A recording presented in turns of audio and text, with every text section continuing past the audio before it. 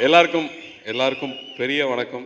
So இந்த படம் first ஒரு கதை இருக்குது, ஒரு ஃப்ரெஞ்ச் ரீமேக்கு. அது நீங்கள் கேட்கணும். டபுள் ஹீரோ படம்னாங்க. டபுள் ஹீரோ படம் நான் பண்ணுறது இல்லையே அப்படின்னு தான் நான் ஃபஸ்ட்டு சொன்னேன். இந்த கதை நான் கேட்டேன். அந்த கதை கேட்டு முடிச்சதுக்கப்புறமா இந்த படத்தை எப்படி வேணான்னு சொல்கிறதுன்னு தெரியல. அடுத்தது யார் நடிக்கிறாங்க இன்னொரு கேரக்டர்னு கேட்டேன். நாக் சார்னு சொன்னாங்க.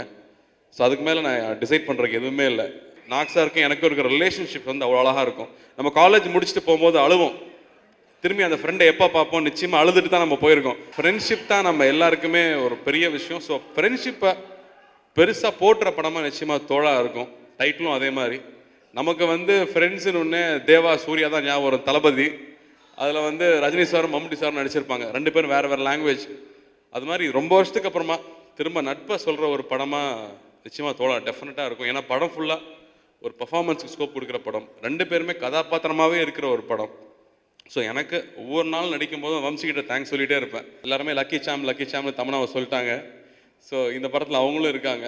அவங்களுக்கு எனக்கு இருக்கிற சீன்ஸ் இந்த படத்தில் பயங்கர இன்ட்ரெஸ்டிங்காக இருக்கும். அவங்க சொன்ன மாதிரி நான் அடிக்கடி தமனாவை சண்டை போட்டுகிட்டே இருப்போம். ஏன்னா எனக்கு க்ளோஸ்அப் எடுக்கிறதா இருந்தால் டக்குன்னு க்ளோஸ்அப் எடுப்பாங்க, டேக் முடிஞ்சிடும். பட் தமனாக்கு க்ளோஸ்அப்னா வந்து நாங்கள்லாம் அப்படியே டிஃபன் சாப்பிட்டு ஓரமாக போயிடும். ஏன்னா வினோத் சார் வந்து ஒரு 1 hour லைட் பண்ணுவார். உட்காந்து லைட்டு வைப்பார், அப்புறம் லைட்டை கட் பண்ணுவார், அப்புறம் திரும்ப லைட் வைப்பார், அப்புறம் லைட்டை கட் பண்ணுவார். என்ன பிரச்சனைனா அவங்க ஃப்ரேம்குள்ளே வந்தாங்கன்னா நம்ம யாருமே தெரிய மாட்டோம். அவங்க ஃப்ளாஷ் பல்பு மாதிரி நம்மலாம் கண்ணு போயிடும். அதுக்கப்புறம் எங்கள் டைரக்டரு உள்ளுக்குள்ளே வந்து ஒரு அங்கே இந்த சொல்லிகிட்டே இருந்தார், பாருங்கள் சார் எந்த சாங்க்கு வந்து ரெஸ்பான்ஸ் ஜாஸ்தியாக இருக்குன்னு பாருங்கள், ஐட்டம் சாங்க்கு தான் ரெஸ்பான்ஸ் ஜாஸ்தியாக இருக்குன்னாரு. கரெக்டாக நீங்கள் அதை ப்ரூவ் பண்ணிட்டீங்க. ஒன்ஸ் மோர் வேறு கேட்டு வாங்கிட்டீங்க.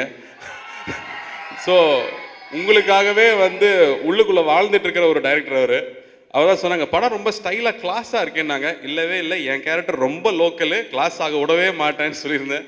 ஸோ அதுக்கேற்ற மாதிரி டயலாக்ஸ் வச்சுருப்பாரு. தமனா வர ஃபஸ்ட்டு சீன் இருக்கும், அதில் அவங்க நடந்து வருவாங்க. அப்போ நான் பார்த்துட்டு சொல்லுவேன், இந்த மாதிரி பொண்ணுங்களாம் எங்கே இருக்கிறாங்க, ரோட்டில் பார்க்கவே முடியறது இல்லையா. ஸோ அந்த மாதிரி ஒரு கேரக்டர் தான் நம்ம கேரக்டரு. ஸோ படத்தில் வந்து 2 எலிமெண்ட்ஸும் ரொம்ப அழகாக இருக்கும். இங்கே முக்கியமாக இன்னொருத்தர் நான் ரொம்ப மிஸ் பண்ணுறேன், கல்பனா மேடம். கல்பனா மேடம் வந்து ஷூட்டிங் காலில் வந்து நீங்கள் கூட நடிக்க வேண்டியது லாஸ்ட் டே ஷூட்டிங். இப்போ டைரக்டர் கூப்பிட்டு அம்மா தவறிட்டாங்கன்னு சொன்னாங்க. ஹாஸ்பிட்டலில் போய் பார்த்தேன். எனக்கு அப்பவும் அவங்க இல்லைங்கிற மாதிரி இல்லவே இல்லை. ஏன்னா வந்து மோனேன்னு அவ்வளோ பாசமாக டெய்லி பேசிகிட்டே இருப்பாங்க. இளையராஜா சாரோட ஃபேனு, பாட்டு பாடிக்கிட்டே இருப்போம் 2 பேரும் உட்காந்துட்டு. அவ்வளோ பிடிக்கும்.